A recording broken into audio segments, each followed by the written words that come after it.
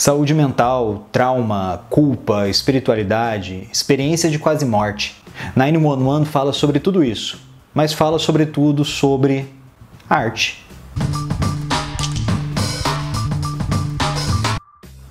Olá, eu sou Rodrigo Retka e esse aqui é o Arte de Segunda, seu canal sobre arte, toda segunda-feira aqui no YouTube.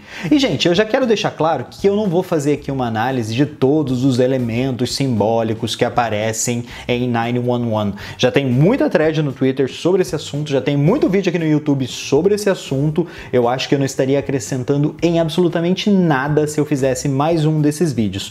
Mas eu quero apresentar para você aqui alguns conceitos simbólicos sobre a estética do diretor desse clipe e como ele trabalha dentro desse universo da Lady Gaga.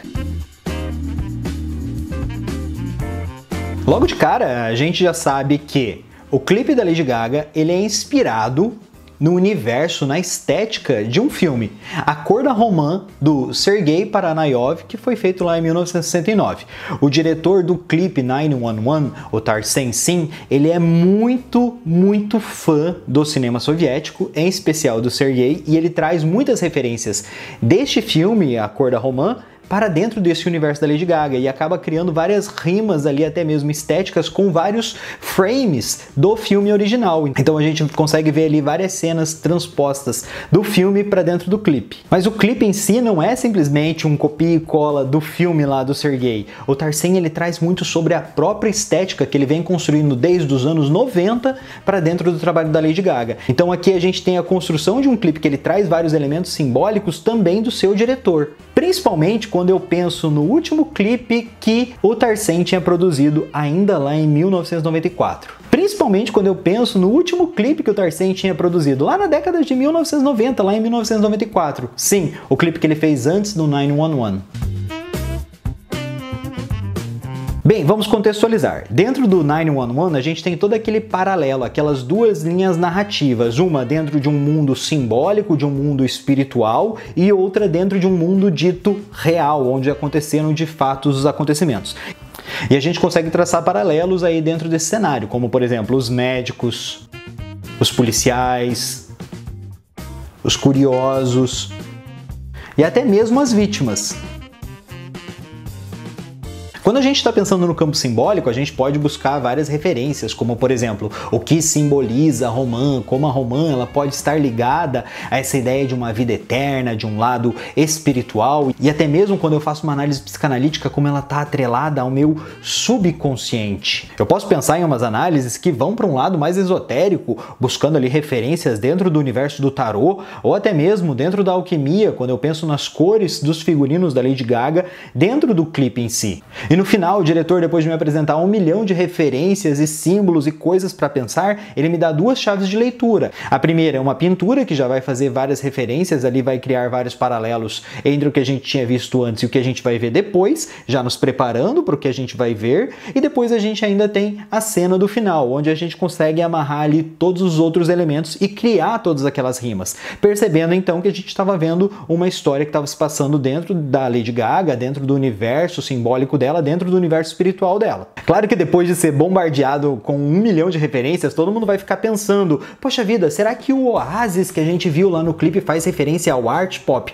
ou ao trabalho de Yayoi Kusama? Seria aquele negócio preso no pé da Lady Gaga no final do videoclipe um torniquete ou uma tornozeleira eletrônica? Seriam os looks do clipe referências, reinterpretações de looks icônicos que Lady Gaga já tinha usado anteriormente? Enfim, é difícil a gente responder tudo isso, mas é exatamente essa provocação, essa similaridade com elementos e com acontecimentos reais que fazem parte da nossa vida é que nasce todo esse universo simbólico que o Tarsem adora criar dentro da sua obra. Mas quem é Tarsem Singh? O Tarsem Singh, ele é um diretor indiano, ele começou sua carreira lá na década de 1990 produzindo videoclipes e logo em 1991 ele produziu um dos clipes mais famosos da história da MTV, o Losing My Religion para a banda R.E.M.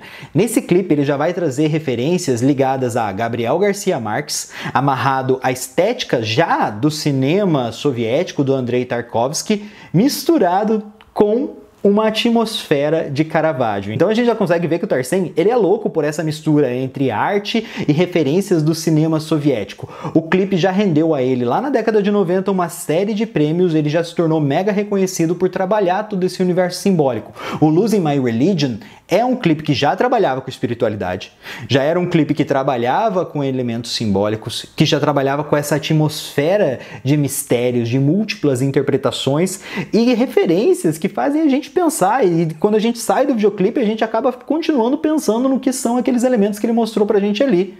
Nos anos 2000, o Tarzan ele foi pro cinema e a estreia dele foi com o filme da Jennifer Lopez, A Cela. E novamente a gente vai ver o diretor trazendo uma série de referências artísticas para o seu trabalho. Posteriormente ele ainda vai dirigir Espelho, Espelho Meu, Sem Retorno, Imortais, e eu tenho certeza que ele só dirigiu Imortais por causa do trabalho que ele tinha feito no comercial da Pepsi que juntou Britney Spears, Pink e Beyoncé junto com o Julio Iglesias no Coliseu. E o The Fall, ou Dublê de Anjo aqui no Brasil, que é com certeza o trabalho que tem mais a ver com esse clipe da Lady Gaga, porque aqui nesse filme o Tarzan ele já começa a mostrar toda essa paixão que ele tem pelo universo simbólico do ser gay. Ele começa a trazer também essa ideia de tramas paralelas, um mundo fictício, um mundo das histórias e um mundo onde os personagens realmente estariam, um mundo dito real. Novamente aqui a gente é apresentado essa trama, só que dentro desse filme, o The Fall, a gente tem um cara que está no hospital e ele está contando a história para uma menina e tem esse contexto que se desenvolve ali no hospital e tem um universo simbólico, um universo mágico, um universo místico, que é esse universo da história. E aos poucos essa história que o cara está contando começa a misturar com a história que a menina está contando e a gente tem o desenrolar de uma outra grande história envolvendo os dois universos. E aqui eu volto para o clipe que o Tarzan tinha produzido antes de fazer o 911, o Sweet Lullaby do grupo de música eletrônica Deep Forest. Nesse clipe a gente tem uma menina, uma entidade cósmica, é como se ela fosse uma deusa, e ela fica viajando pelo mundo, presenciando várias cenas em países diferentes, Índia, Rússia, Estados Unidos, e ela vai vendo esse mundo através de camadas, ela vai presenciando a vida das pessoas comuns, ela vai presenciando a vida das realezas, e sobretudo ela vai presenciando esse universo dos deuses, dessas entidades cósmicas. Então são várias realidades que vão se sobrepondo. E é aí que eu quero voltar para o universo do 911, porque a gente consegue ver essa ideia de histórias que se sobrepõem em The Fall, a gente consegue ver esse universo de histórias que se sobrepõem nesse clipe do Sweet Lullaby, e a gente consegue ver isso em 911. A gente consegue ver essa construção que traz múltiplas narrativas, e é por isso que essas coisas se tornam tão interessantes. Por quê? Porque a gente é apresentado para um universo simbólico dentro de uma obra que já é simbólica. Porque um videoclipe, um filme pra gente já é uma parada estética simbólica, traz vários elementos que querem dizer algo sobre a nossa realidade.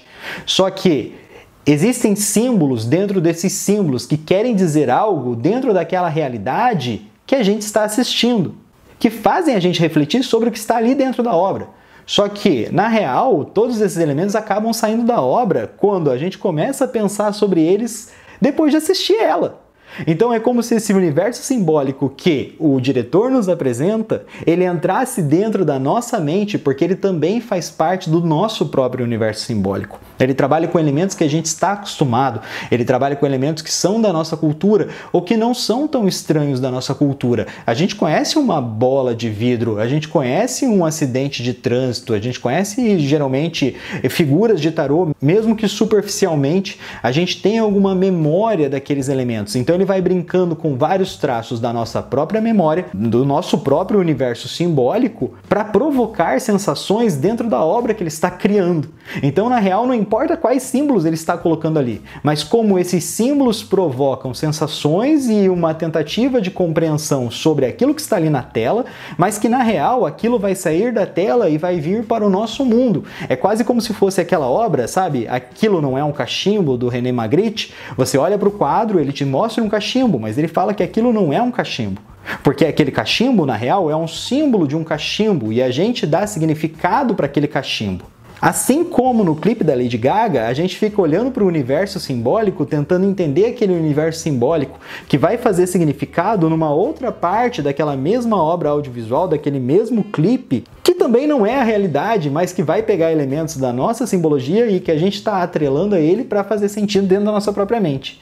Isso tudo mexe com as nossas percepções. Isso tudo de buscar esses elementos e criar essas camadas de realidade mexem com os nossos sentidos. E geralmente quando a gente olha para obras de arte que mexem com esse nosso universo simbólico ou que criam camadas simbólicas que a gente tem que decifrar, a gente acaba se interessando porque é extremamente delicioso analisar aquelas simbologias que estão ali. Por mais que elas não queiram dizer algo lógico, por mais que elas não queiram dizer algo objetivo à primeira vista ou qualquer coisa assim, a gente acaba tentando encontrar um significado ali, porque a gente sempre vai olhar para o cachimbo e sempre vai tentar entender o que aquele cachimbo está tentando nos mostrar. A gente sempre quer ver o que está além da imagem, a gente sempre quer ver o que está além desses símbolos. E eu acho que é essa genialidade do Tarsem, brincar com esse universo simbólico e nos provocar, mexer com as nossas percepções para a gente buscar ainda mais entender essa simbologia que está ali atrelada. E a arte faz isso o tempo todo, né? A arte, ela está o tempo todo